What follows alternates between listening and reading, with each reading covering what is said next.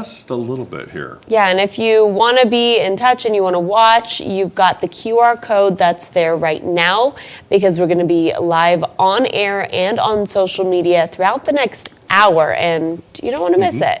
Yeah, and we're not only going to be talking about the tropics and what's happening there, we're also going to be talking about the weather around the country. I mean, we've had severe weather the last several days in the central parts of the U.S. We're going to have it again today.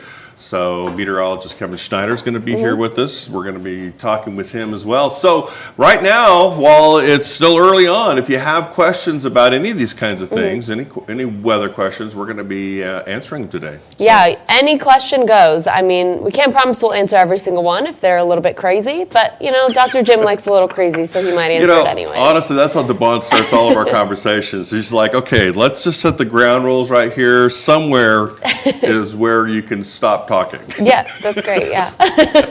No, that's okay. Hey, and if you couldn't tell, DeBond's been under the weather last few days. First day back in the office. So I had to be back for this, you know. I had to be here sitting at the desk and, you know, moderating such a lovely discussion between you and Josh. So hopefully we see him soon. Yeah, that's true. It'll be more fun if we have Josh, because we actually had his hurricane kickoff in Mississippi that I went to. I got to hear all about that. Yeah, and I'd like to talk about that as well, but we can talk about it with or without Josh. But got to see his hurricane house, which was actually, I was surprised. Is it actually named Hurricane House? Oh yeah, it's the Hurricane House, and you know, he's known on social media as Icyclone. He literally has an Icyclone logo at the very top of his house. That's kind of dangerous. Then everybody just knows where he lives? Well, I think they do anyway. You know, funny, it's true though. As soon as I showed up though, his neighbors came out to introduce themselves to me. Oh wow. Which was really fun. So I don't think he's too worried about the neighbors. In fact, I think he's got a good thing going there. They're watching out for each other. Yeah, it is a good community. So in about 20 seconds here, we're going to be live on television. And then we'll also be live on social media. So there'll be a couple of times here where we're quiet for just a few seconds, and then we're going to be right back. And so here we go. Yeah, let's do it.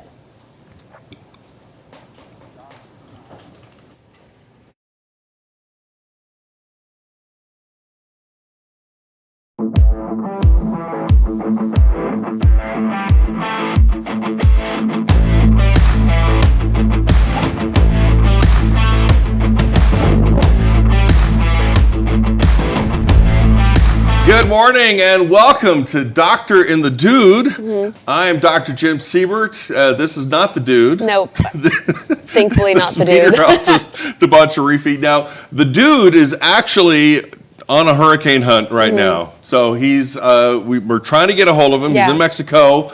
But we're going to be live for the next hour, and we're live on all of our social media platforms. So we would love to have you ask your questions, join in, give us some comments, things that you'd like to talk about. We're going to be talking about the tropics here. We're also going to be talking about the severe weather going on, especially in the central parts of the U.S., and the heat, but we can't leave that out. And so we're also joined today, meteorologist Kevin Schneider is over at the command center, and he's going to be keeping tabs of what's going on as far as the heartbeat, what's happening in the United States.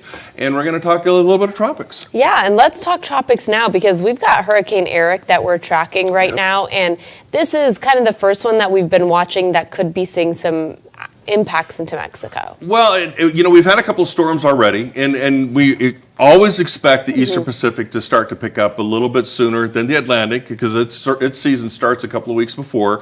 What I've noticed, especially the last couple of storms, they would form, but then they didn't really have a chance to organize that much. As they drifted up to the north, you have to keep in mind, the Pacific, the more you go to the north, the colder that water gets. I mean, if you've ever been in Southern California and you go into the water, freezing. It's freezing, right? Okay, it's in the 60s, but it feels like it's freezing.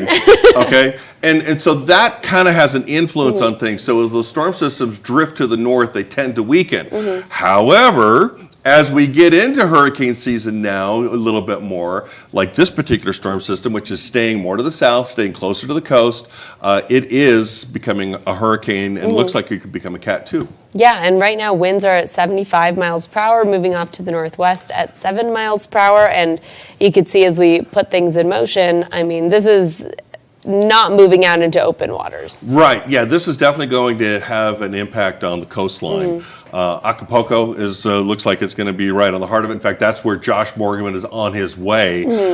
So that's why we can't get a hold of him at the moment. Because sometimes when you're in that hurricane hunting mode, you're going to run into those kinds of problems. But yeah, it is definitely going to have an influence. So, there's a lot of tourists that like to go, especially right now. Yeah. It's early summer, so this is going to have an impact on a lot of people's travel plans. I mean, I literally just got back from Puerto Vallarta not too long ago. So when you got those travel plans in the heart of the season, you just never know what's going to happen. One thing I've noticed too, because I've been in Mexico when there was a hurricane, but we didn't know it at the time because my wife and I are down there having fun. We go to dinner, we come back out, and everything is put away. Oh, wow. All of the chairs, all that kinds of thing.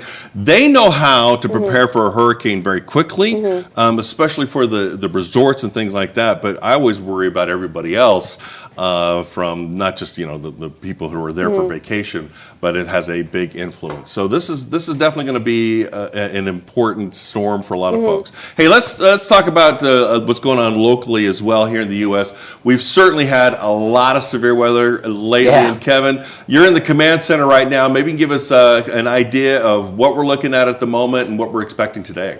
Yeah, guys, it's been an active week, and yesterday morning was a little interesting, and I wanted to take a little bit of time to talk about how yesterday kind of played out and what the afternoon might have ultimately ended up looking like.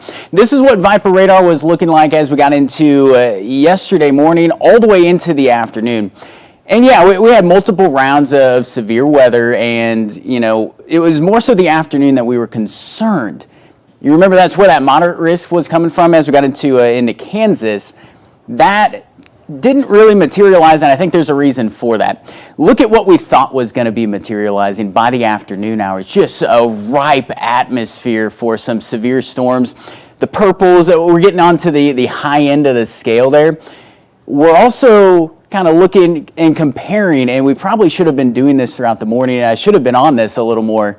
Notice what materialized. Not nearly as much of that unstable air. And I think that had a lot to do with how the afternoon kind of played out. Now, Oklahoma did kind of take this on the chin, but Kansas took the punch early in the morning. 101 miles per hour being reported out at Wichita's airport. Had baseball-sized hail here ourselves on the north side of Denver. So, an impressive start to the day. The problem is, the punches keep coming, don't they? An enhanced risk today from the Storm Prediction Center right along that frontal boundary. And if we do pick up a tornado or two, it's probably going to be as we get into parts of the Midwest. That's going to be our best shot as we get into this afternoon. I think, though, guys, we're going to be looking at damaging winds just about everywhere as we look at some of these storms, or at least the threat of that. And then as we get into tonight, notice a lot of those storms, they kind of fizzle, at least into the Midwest, and not so much down into the South. That has to do, again, with all of that unstable air, doesn't it? Hey, Kevin, I'm also concerned the fact that the storms of yesterday and the last couple of days have been kind of very rural, out in the middle of the prairie. We're talking about Chicago. We're talking about Cleveland. We're talking big cities, metroplexes that are being influenced today. Yeah, and when we get into tomorrow, as well as we continue to follow that front, we get into even more populated areas, right? Along the eastern seaboard, New York City, Boston, D.C., you guys all have that threat for some severe storms. We're going to be talking about this, though, as we go all hour long. But yeah, we'll keep our fingers crossed. It's like we talk about often, kind of like throwing a dart at that dartboard. Hopefully, we can get these storms, if they do get severe, out into kind of some rural areas, right? Well, at least we're out ahead of it. This is not going to be a surprise to anybody. So that is some good news. All right. Thanks, Kevin. So we are live on all of our social media platforms. We'd love to have you join us just on that QR code there, Facebook, X, Instagram. We'd love to answer any of your questions, and we'll be back in just a few minutes.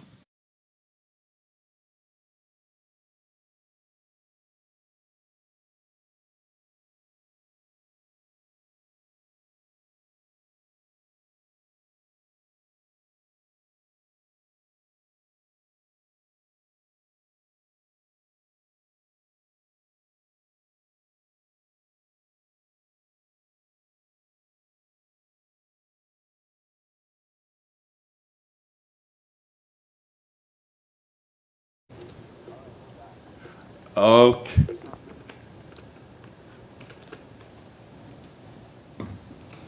Okay, when you say we're back, I need a little more information. Television or we're on social? Okay, thank you.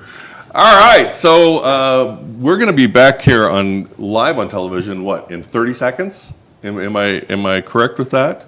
So Should be about 3 minutes, is I it believe. 3 minutes? Yeah. Okay. Or no, 13 minutes. Sorry, my math is 13 awful. minutes. My math is awful at 7 in the morning. I'll tell you what. See, this is why we have producers and directors that help us keep in line. Hey, okay, let's take a look at this. This is probably one of the most popular, scary videos that we've had. Have you seen this before? You were sick. I've been down bad the last couple of days, so I have not seen this at all. Wellfleet, Nebraska. In fact, Kevin and I were talking about this yesterday on the air. This person's standing awfully close. Exactly, exactly. And also, if you notice, okay, when you're looking to the left, if it's leaning to the left or to the right, you know that it's not coming towards you. You can't. It's not leaning anyway. That thing is going straight at her. What in the Annie M is she doing out there? April was so correct. So true. That is so correct. The other thing, also keep in mind. There's still lightning. There's other problems that are associated with this. Kevin, what's your take on this? Yeah, I don't know. It's a little too close for me personally, but yeah, you saw the cloud to ground strike there. Hey, I looked up this morning, and we've got that tornado report. The funny thing about this thing, it started out as a land spout. Eventually, did EF1 damage, according to the National Weather Service office there in North Platte, Nebraska. This isn't too far from there. When it transitioned to a supercell, EF2 damage. That's what ended up coming back 50 yards wide was the thing that was interesting to me, because that looked a little wider than 50 yards, but I didn't have a tape measure on me, and I certainly wasn't going to be getting that close. Yeah, I think Bruce is probably pretty smart on this one, too. After this, she's going to take a selfie with Buffalo in Yellowstone National Park. People don't hold back on social media, They just really got to let you know what they're thinking. Yeah. Well, honestly, I storm chased before it was actually a thing back in the 90s. And my rule was if I'm within 5 miles of the storm, I'm too close. Yeah. And so I know we're giving it a hard time, and really yet we put it all on television anyway. So I'm not sure what that says about us. Jaw dropping. But it's definitely jaw dropping. I think I would get blown away just at how close she was. Do we have do you have another video we're going to show?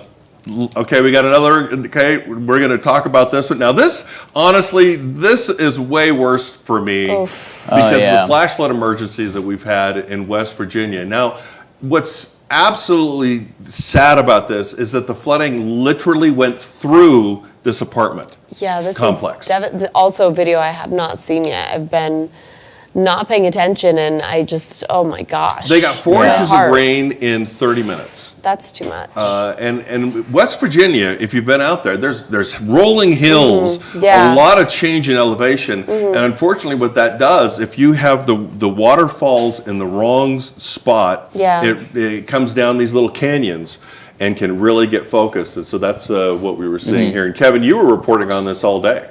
Yeah, it was interesting watching this in the Slack channel. Between us, on-air meteorologists and the meteorologists that work so hard at the National Weather Service, we all kind of talked together, emergency managers, things like that. They were talking about when this occurred, when the building collapsed, that they were afraid that all of the water ponded up on the roof first because it came down, so it just couldn't go anywhere. And that's might have led to the building's problem there. But of course, it blows my mind all the time how many problems we have in the Appalachians and how much damage water can do, just outright.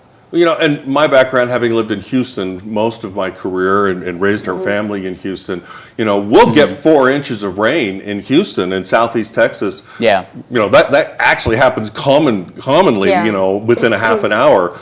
But the difference is it's spread out and it doesn't get these little channels. And Right. I mean, you're going to run into problems. I mean, it's going to happen, but it's terrifying when you see that in West Virginia. And unfortunately, there's more rain that's on the horizon for them. Yeah, and let's take a look at this video. This is out of London, Kentucky. This is some of the damage, not just from the flooding, but the severe weather. This is a month ago, that EF4 that ripped through Kentucky, and I mean, your hearts break. There's nothing left of any of those homes. Well, and unfortunately, here's a lesson on how you can tell if it's a tornado or a downburst wind. If you notice, you can literally see the line of where the tornado was going in, like a vacuum. If you think about if you had a very dirty floor and you brought in a vacuum, you would be able to see, exactly where that vacuum was sucking the dirt up, and that's what you have here. So everything is being pulled together, not blown apart. And unfortunately, as you can see, we have foundations that are only left on many of these places, and so that's indicative of certainly a Category 4 storm. I believe we have a question on social media. Yeah, Rachel Myers here. Are we expecting any storms around the Gulf soon, Dr. Jim? Rachel, that is a great question. There's two things to talk about. One is if it's a tropical system, there's nothing on the horizon right now, tropically speaking, for the Gulf. Now, having said that, I do think we are going to see, eventually we're going to see some showers. Now, we've had some pretty big rain as of late in and around the Gulf, but I don't have anything on the horizon that looks catastrophic for the Gulf area, at least at this point. So, hey, good news. I love to be able to talk about good news. Now, can't say the same thing today for Chicago, Indianapolis, all the way down to St. Louis. Unfortunately, you guys, you're going to see some big storms today. Yeah, and good news for, Texas again. Pest Hunters Outdoors is watching from southeast Texas. They say it's nice and sunny there this morning. So we'll take more of that. You got to also keep in mind, nice and sunny means it's hot and humid. Yeah. It's June humidity now. It's not August humidity. We're not quite there yet, but you can certainly feel it. Yeah, it's actually beautiful right now in that part of the country. Okay, let's have some updates now and a little bit of update on what's going on with our local weather around the country. When I say local, I mean, hey, if it's in the U.S., we call it local here at WeatherNation. Kevin, what do you got for us? Yeah, it's all about that severe weather. It kind of has been really over the last couple of days. And, so much so that we picked up another one of these, steps of some severe storms, right? Over 500 reports of severe weather just within the last 2 days alone. So it's been a busy one here. A lot of this coming in the form of some wind damage as we got out, especially into Kansas, especially into parts of the southeast. And yeah, we're going to have storms in the southeast. We always kind of do, right? As we get into the afternoon hours. The problem is, though, again, what we've seen survive into the mornings. And so far, so good. We are nowhere near what we were dealing with this time yesterday. So that is great news out on Viper radar. Still watching this frontal boundary as it continues to kind of careen off toward the east. That's what's going to spark our severe chances as we get into this afternoon. And it's a pretty wide-reaching area. You talk about anywhere from southeast Michigan over toward Detroit, Chicago. You guys are in the threat as well. St. Louis. Wish I had better news for you folks, but we've got another threat today. They've had so many touchdowns. Feels like they're in the city of St. Louis. I know that for sure. Down toward Little Rock and Dallas, that's where things are a little less certain as to how this is going to be shaking out later today. Let's time things out. And again, a lot more confidence the further north you get. So when we get into 4 and 5 o'clock, expect thunderstorms. They're going to be in and out fairly quickly. At least that's kind of what we're thinking right now. From Indianapolis up toward, say, Toledo into the northwest side of Ohio. Notice what happens, though, on the southern flank of all of this. Those storms look like they get going a little later and stay going a little bit later as well. As we get into the early morning hours, probably another one of these thunderstorm complexes that we may have to watch out for as well. And that's going to be something back toward the Tennessee River Valley area. By tomorrow, notice where the front is, and it's right near that I-95 corridor, so that brings a lot of populated areas back into the fold. So we're talking New York City, back toward D.C., potentially all the way down into, Philly. Raleigh is about as far south as we're expecting storms tomorrow. For today, though, let's look at the timing on things. In Chicago, probably a pretty quick one-off. They're in and out of here, at least the severe stuff is. Probably seeing some backside rainfall as we get into tomorrow morning. Down toward Louisville, over towards Cincinnati, and that's where we're going to be watching that cluster of storms late tonight into about 10 and 11 o'clock. So, something that we're going to be watching into the overnight hours once again, guys. This is one of those kind of setups here as we unfortunately see all that June heat, all that June humidity you were talking about there, Dr. Jim. Well, and Kevin, I was going to ask a question too. Earlier, you were talking about how these storms are lasting longer into the nighttime hours. How unusual is that for the folks when they're getting hit by those? Well, just speaking from experience, being a morning meteorologist for the better part of, I've lost track at this point, we'll call it 7 years. We don't really deal with a lot of that severe weather, and it's a good reminder to always be prepared as we even as we head off to bed. Well, guess what? We are now joined by our favorite hurricane hunter, Josh Morgerman. Josh, I'm thinking that you're in Mexico at this point. Maybe you could tell us where you are and what you're up to. Well, I'm busted. Yes, I am on the road. I am hunting Hurricane Eric, which is escalating and becoming quite a serious situation for the south coast of Mexico. Now, it probably sounds strange to folks at home because it seems early in the season, but actually Eastern Pacific often gets going really early like this. Okay, so you're on your way. Are you? If I think you're in. Are you in Acapulco now, or where are you setting up for the hunt when this hurricane makes landfall? This is one of the most challenging chases that I've sort of faced in a while. And the reason is if you look at, if you folks go onto the National Hurricane Center site and you look at the forecast track, you can see why is approaching the coast at a super oblique angle. So it's really hard to, it's basically going to be moving almost parallel to the coast. And I still haven't decided where I'm going. Right now, I am in Mexico City trying to decide what part of the coast I'm heading for. Okay. Well, Josh, we've been on our social media here for a little bit as well. We're about to go back onto live television. So we wanted to let everybody know, to use your QR codes. You can join us on television. You can join us on our social media platforms. We're answering questions for the next little bit. So Josh, we will be right back with you in about 10 seconds.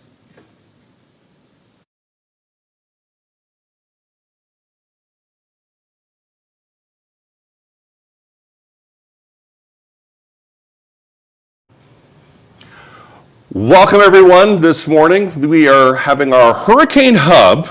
I'm meteorologist Dr. Jim Siebert, and Taban Sharifi is joining us as well. She's moderating us. We're on social media. She's here to pass along any questions that you might have. And also, our favorite hurricane hunter, Josh Morgerman, is actually on a hunt right now. And Josh, let's talk a little bit about your hurricane kickoff that we just had recently. It was a big success. I was able to be there for the first time. Maybe you could tell our friends what we were doing and why we had the kickoff.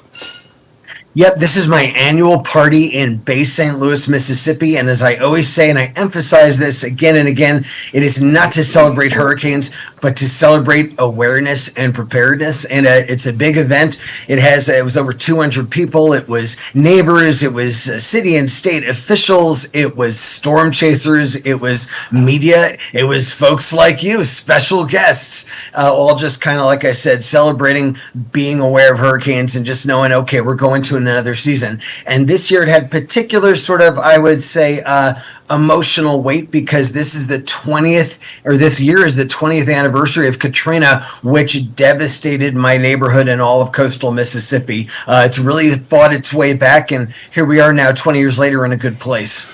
Well, and I had a chance to actually see the hurricane house and a lot of the I want to say special things that you have done to have a home that is really resistant to hurricanes. Yeah, I did quite a bit. It was a learning process for me. I'd never built a home before. And as I went, I learned about all the things I needed to do to make a house that's super wind resistant. And, it's a lot about technology and engineering. And it's also a lot about just good old fashioned materials that you need to build properly. Right now, Taban has a question, I believe, from one of our social media platforms, and we'll find out if what we got. What do you have for us? On Twitter, Robert Suchi, I hope I pronounced that right, wants to know, what is the effect when two separate hurricanes combine? Ooh. Who wants to take it away first? Well, let me start with that. And first of all, so areas of low pressure, hurricanes are areas of low pressure. They are attracted to each other, so they're drawn to each other. So you could see them, like, for example, like you remember the movie The Perfect Storm.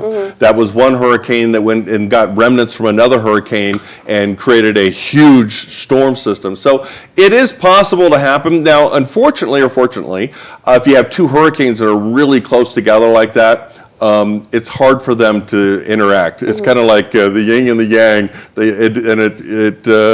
Everything's churned up so much, it's a little bit difficult for that to happen. But I guess it would be like a real nightmare to have two hurricanes combined. Josh, what do you got on that?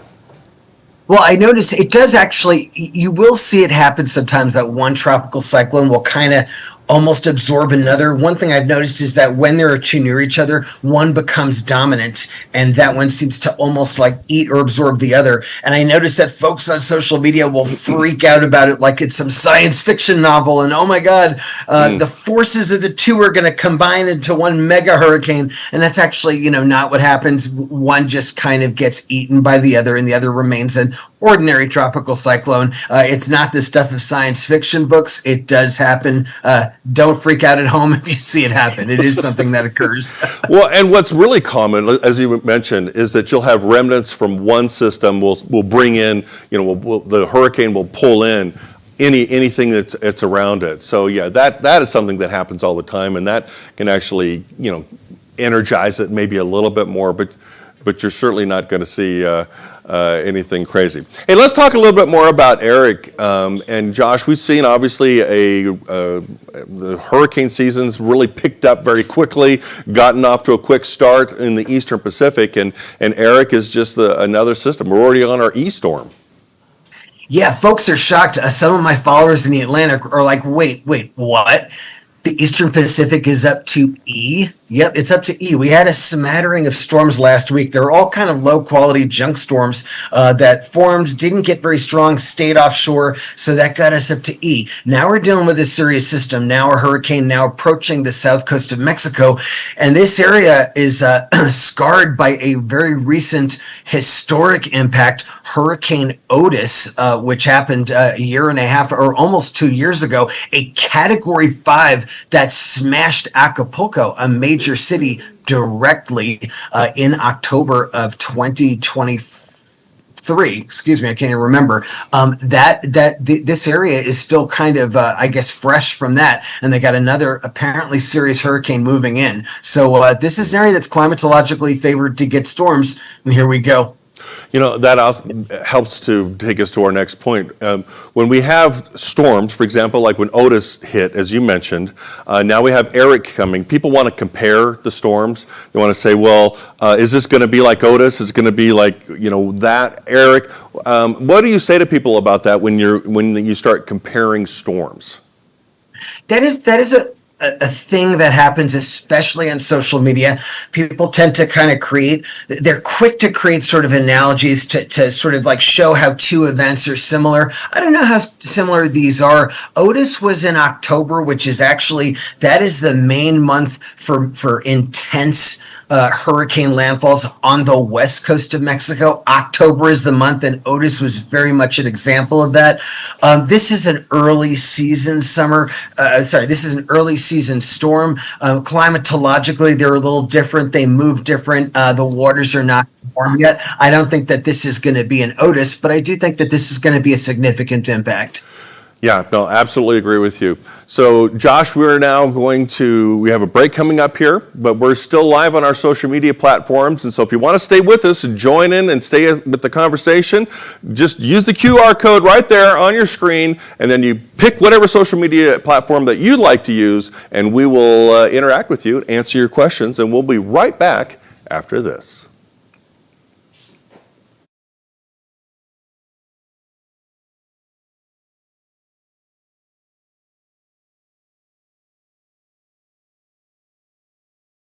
With our social media, we're still live on our social media platforms, and I do believe we had a question that came right as we were going to break there, so maybe we can get to that right now. Yeah, so we were talking about Hurricane Eric, and one viewer on Facebook, Casper Gregory, wants to know if it makes it to major hurricane strength at landfall, will it be the first ever recorded major landfall in June?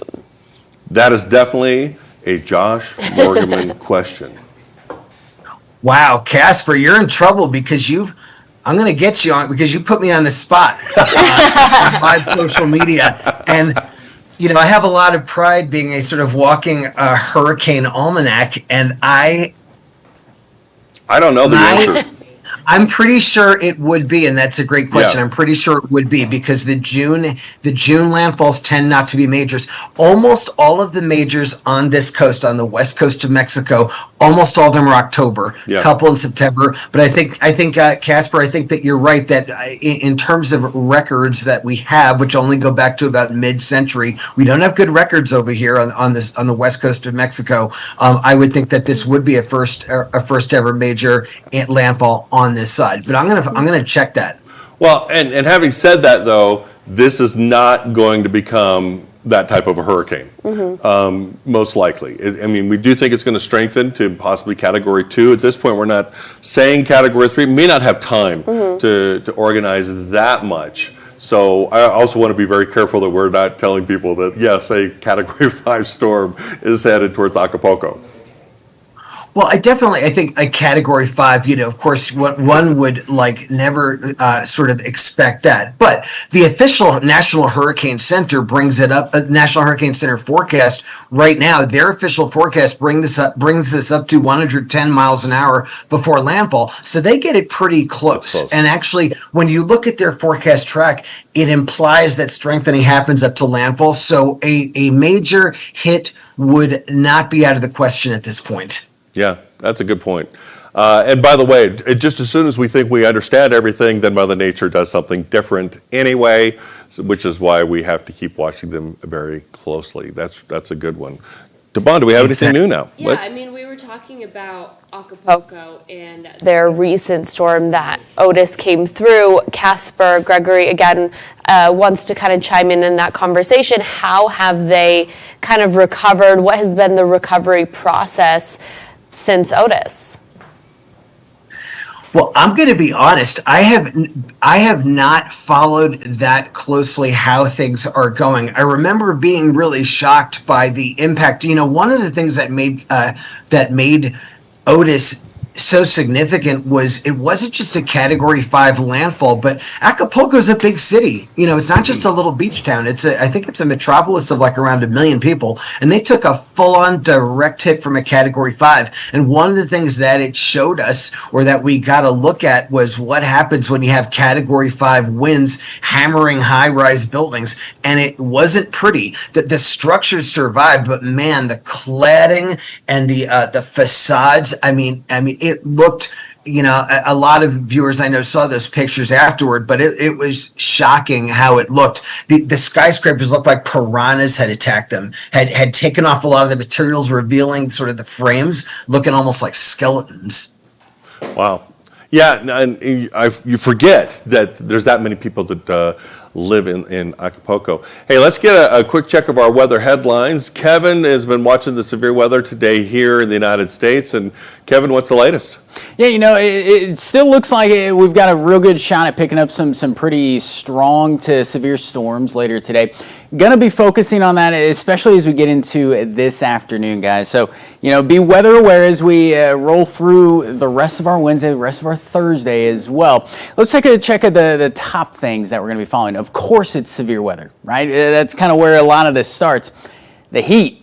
I'm telling you guys, you better, if you're not paying attention to it, you better be, as we get into the next couple of days. We could be talking about 100 degrees plus in a lot of spots here. Really anywhere east of the Rockies, including us here in Denver. We're thrilled about it. I can tell you that much.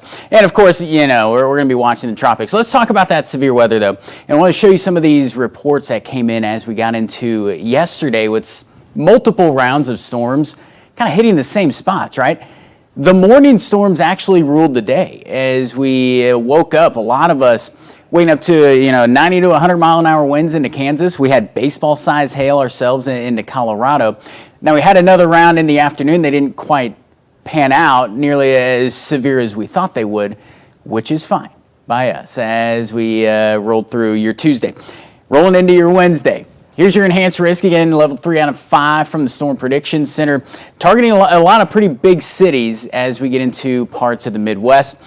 The good news is, I think if there is any, not that I guess there is anyway, with any severe chances, watch how quick some of these storms form and move. So while we've seen some of these fronts in the last couple of weeks that have kind of pushed into the Midwest and then stopped, and then we led to multiple round after multiple round of storms and leading to the flooding threat as well, I don't think we're quite seeing that. Now, granted, we don't need any rainfall in this part of the country, especially the East Coast has had a lot of flooding problems over the last couple of days. We've been following that throughout much of this week. By tomorrow, we're going to be looking at a slight risk, at least right now. We'll see if they change that here about midday or so is when the Storm Prediction Center normally updates that outlook. As far as rainfall amounts go, and this is, again, some silver lining, we do have some pockets of some heavier stuff buried within this, but generally speaking, I think a lot of us are looking okay in terms of that flooding threat. We do have a slight risk for places that have picked up a lot of rain recently. It's going to be a little easier to pick up too much too fast there. And, it's been one of these things where these continue to careen off toward the east. But, hey, guys, if we get out there and we all push at the same time, I think we might be able to get this cold front in and through here. And it looks like, guys, that we're doing a pretty good job at it. A big thumbs up to the folks in the Midwest today. That, I think, is a very important aspect of this particular system is the fact that it's going to keep moving. So you notice that the flooding risks are really where we've already had the flooding.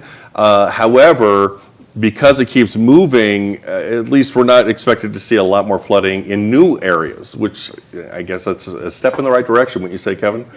Maybe? All we can take, right, at this point, as rough as it's been the last couple of weeks. Yeah, no, thanks for that update. And also, by the way, we're all looking forward to the heat. I know that Taban especially is looking forward to the 90s here in the Denver area. I am. I love the warm weather. I think there was a part of me when I lived in the desert, I did not love the warm weather. Now, living with all the seasons, I constantly miss the heat.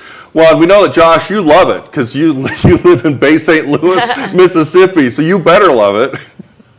I was going to say, you're after my heart here. I thought I was the only freak who really, I'm sorry, I'm a weirdo. The same kind of weirdo who chases hurricanes also loves the heat. This is my time of year. I saw that long range forecast for all that heat and humidity, and I said, yeah, I love sitting on my porch in that. And by the way, I did not make myself bright red like this on purpose. For some reason, the lighting in this hotel room makes me look like the heat miser guy on that animated Christmas special. But I don't know why I'm red in this room. But anyway, I just thought you had a sunburn.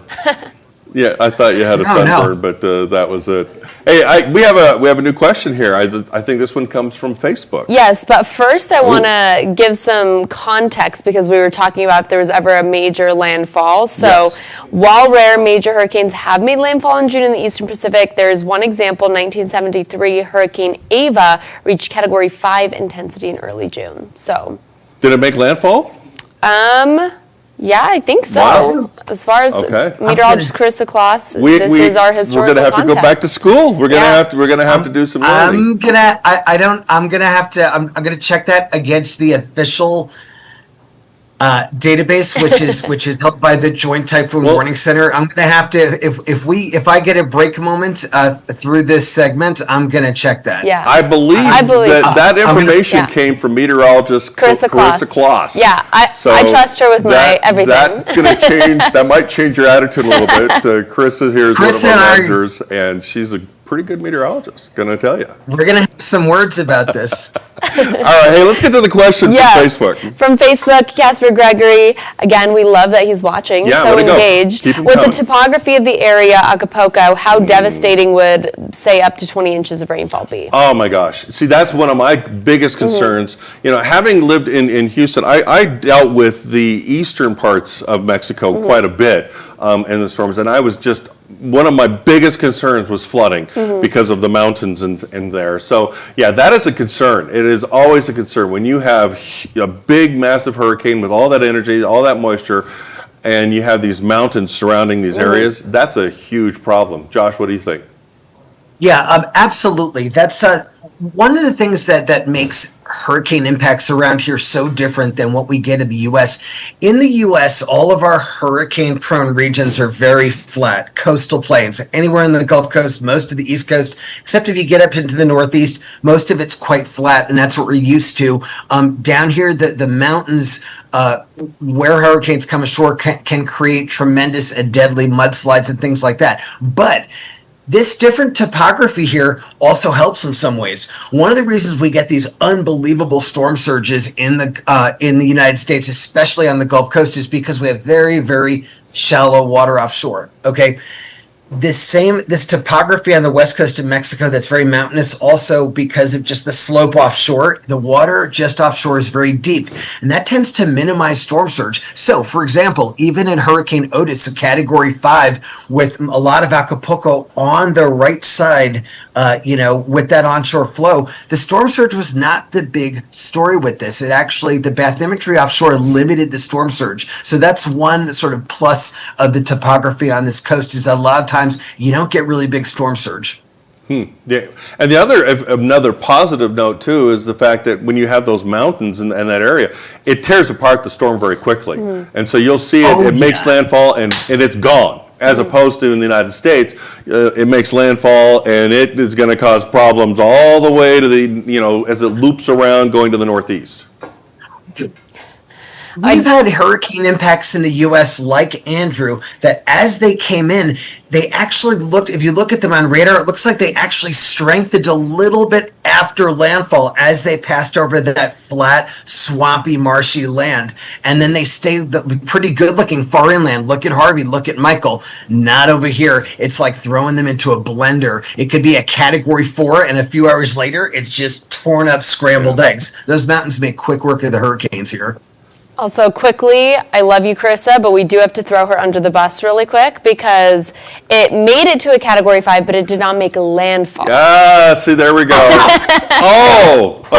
That's okay. We're going to have some words after this broadcast. Okay, we're about to take a quick break here, and we're going to be back live on television, so stay with us on our social media platforms. There's the QR code. You want to get to our app or to our live condition. Start talking again. Okay, welcome back, everyone. We're doing Doctor and the Dude, an extended version here. Josh Morgerman is on his way.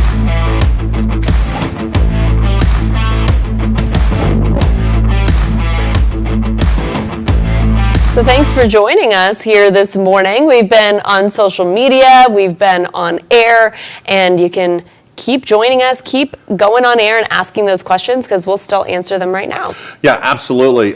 We've got Josh Morgerman, our favorite hurricane hunter. He is actually on the hunt with what's a hurricane in Mexico. So again, it's on the Eastern Pacific. Yeah. So it's something that we're going to continue to watch. So Josh, tell us a little bit about you're kind of in that decision-making process of where you're going to go right now, because at the moment you're in Mexico City. Exactly. In Mexico City, trying to figure out what I'm doing next. Actually got here last night and couldn't decide where to go. So if folks at home look at the National Hurricane Center's forecast track or the computer models, what they'll see is that Hurricane Eric is going to be approaching the Mexican coast at a very oblique angle, meaning it's basically going to be moving along the coast. And that kind of track means it's very, very hard to forecast where that core is going to impact, because just a slight change in the heading of the storm will have a big impact or a big sort of influence on where it comes ashore. So I'm just not sure where I'm going yet. I'm just kind of watching and trying to see. But right now, it looks like it's going to be somewhere between Acapulco, that major resort city that everyone knows about, and another city in Oaxaca called Puerto Escondido. So it looks like it's going to be somewhere in that zone. And I'm having to make a decision soon. And the other decision is whether I'm driving or flying. Ooh, that is a lot of decision making there. Hey, and also just a quick note: we have not talked about the Atlantic Basin at all, and there's a good reason for that, because there just is nothing that's developing that we see in the near future.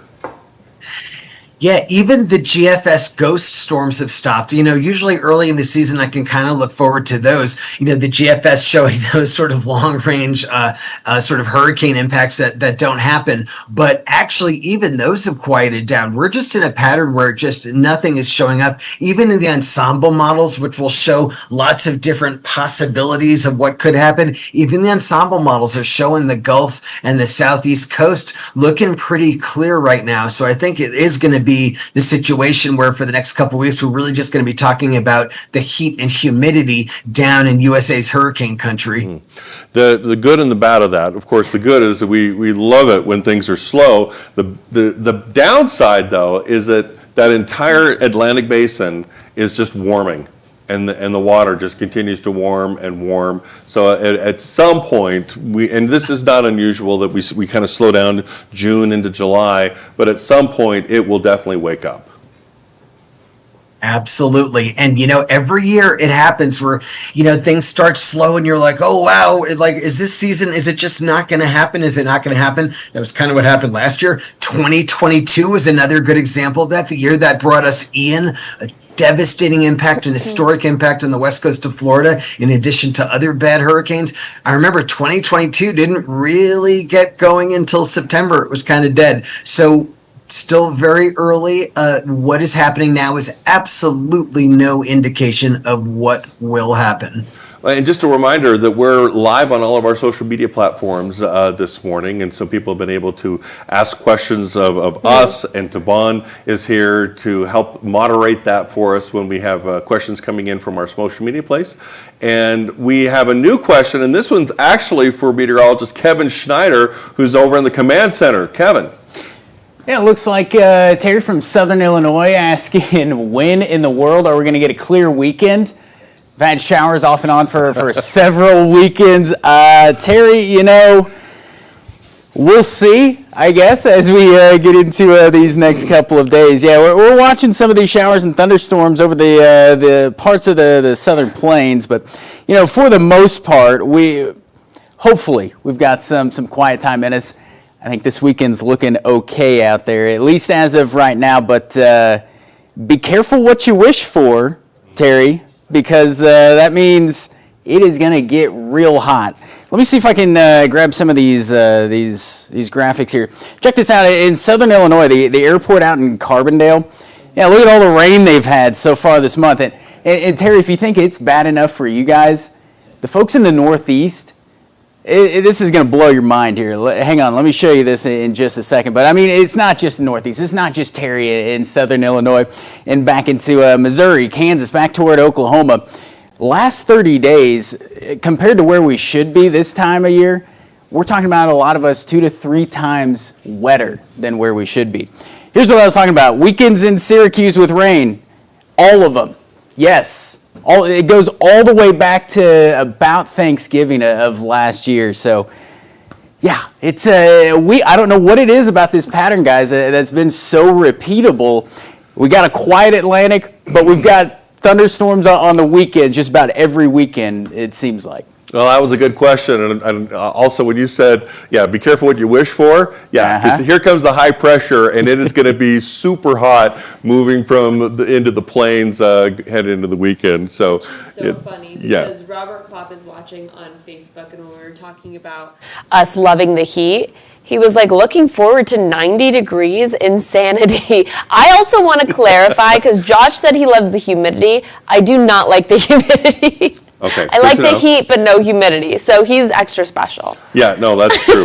But again, Josh is he's already intercepted over 80 hurricanes in his career. So that kind of tells you something about Josh right there. Yeah, no, absolutely. And I'm sorry, I did not mean to include you in my weirdness and imply that you like humidity too. Yes, no, I'm extra weird, and I embrace that. And again, I did not mean to make myself look red today, and I'm not sunburned. It is the lighting in my hotel room. Well, we appreciate that, Josh. Be safe out there. Now, reminder, we're going to be still live on our social media platforms. Click on the QR code and join us.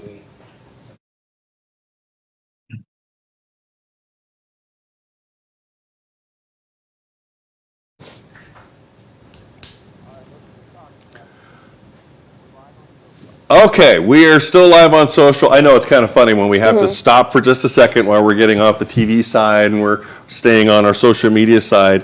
So Josh, what is your plan? I know you're still trying to make your decision. Is that like the decision you're going to make this afternoon, this morning, but tonight? What's your go time as far as making that decision? My decision is going to be made literally right when I get off of this live segment with my good friends, you guys. I have to really take a final look at things, and then I've got to just sort of pull the trigger and go. I think what I'm going to do is probably, at this point, head down to Puerto Escondido, which is going to be south of the landfall point, and then just kind of work northwest, kind of follow the hurricane along the coast as it skims up. I think that's going to be my plan. I think that's all I can do is literally just kind of hunt this thing step by step. Yeah, that sounds like a good plan to me. I believe we have another question to Bon. Let's send it to you. We do. We've got a question on YouTube from Luke Weather. He's got a question for Josh. What was the worst hurricane you've ever been in, Josh? It's a great question. There's so many, that stand out for me. I would say probably Hurricane Dorian in the Bahamas. When it passed over Great Abaco Island, which is where I was, it had estimated sustained winds of 185 miles an hour, and that actually ties it for first place with the 1935 Labor Day hurricane in Florida as the strongest known hurricane impact in North America. And I went right through the eye, and I just remember the force of those winds hitting the concrete walls of the little school I was in. It was frightening. Well, and I think we're going to look at a little more video from the hurricane kickoff party here in your hurricane house. Yeah, because, you've hunted so many hurricanes, so it's given you this reputation to be able to have these parties every year. We talked about it very briefly, but I want to know, really, how was it? What was the highlight of the party this year compared to the years before? And Dr. Jim was there this year. Was this your first time? First time. I need to hear more about this. Do you want it from Josh's perspective or mine? Let's go Josh first, and then I can't wait to hear what you have to say. The highlight was Dr. Jim's special guest star appearance, which I was actually, I have to be completely honest, I was skeptical about. I felt like there was going to be a last minute cancellation, and there he was walking. What are you saying? I would cancel on you?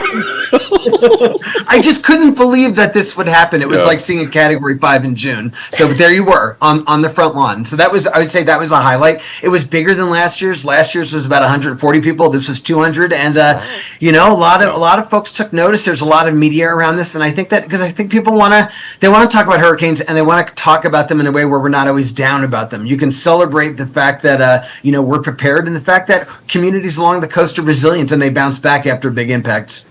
The highlight for me is that, we've gone through the process of Josh building the hurricane house. And so, we were getting step by step, throughout the whole experience. And so finally being able to go to it and see it was really the highlight for me. And also for Josh to show me. because there's I mean, the siding is special siding. The shutters that he has are special. I mean, it looks beautiful, and it is beautiful, but it's a fortress. That house is literally a fortress.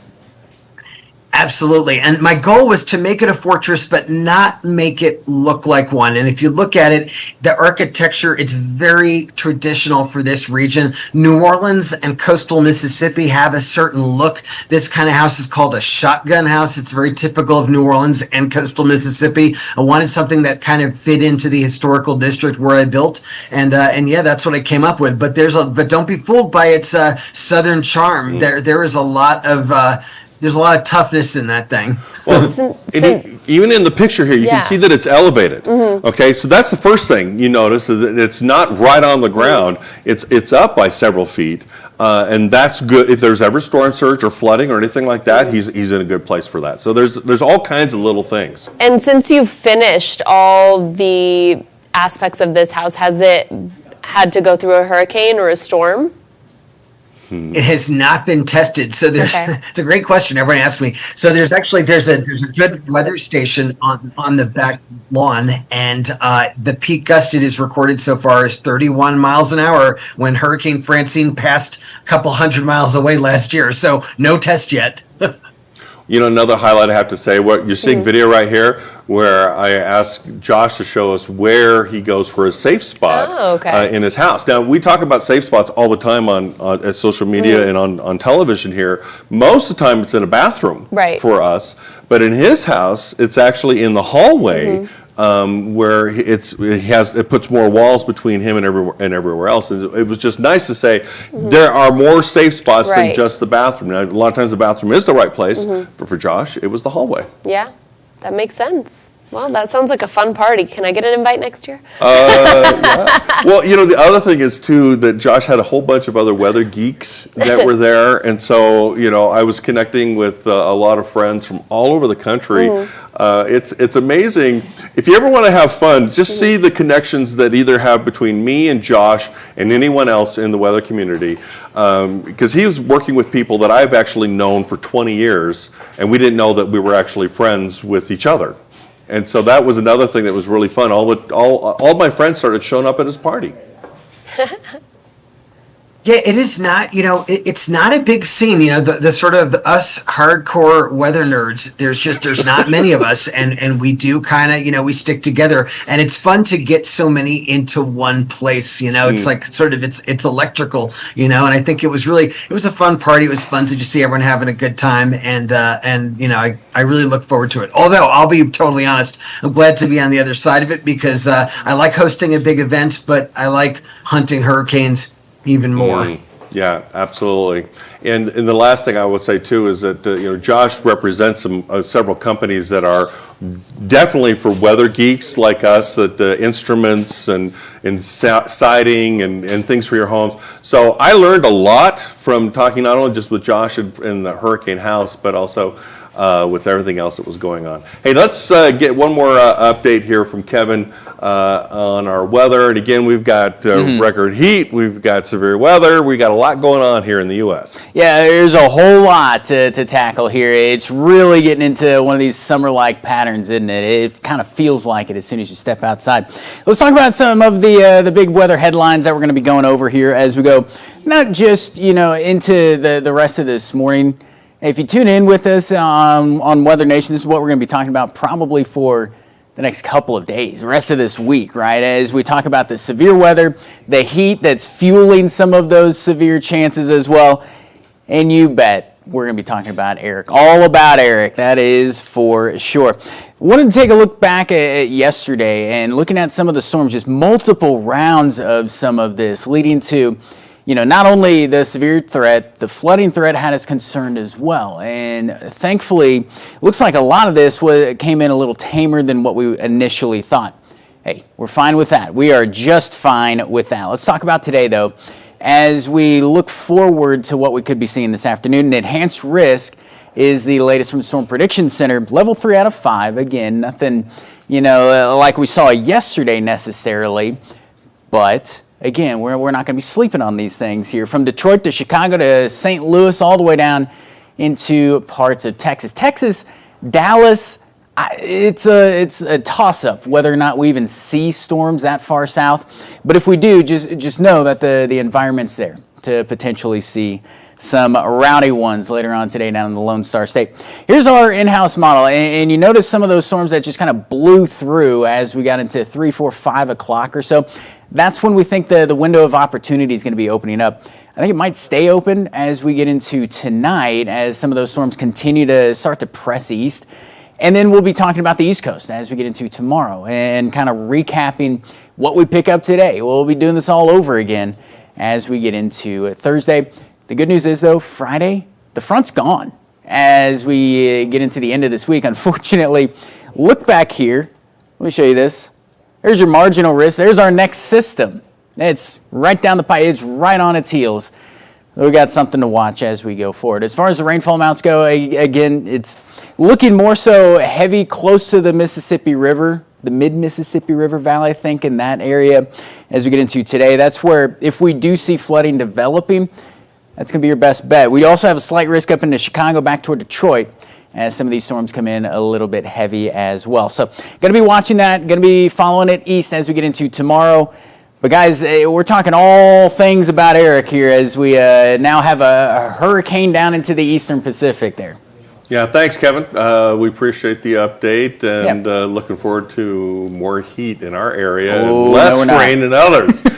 Okay, so Josh, it's about time to wrap things up, and so we're going to send you on your way and wish you all the luck and be safe, and can't wait to hear your reports.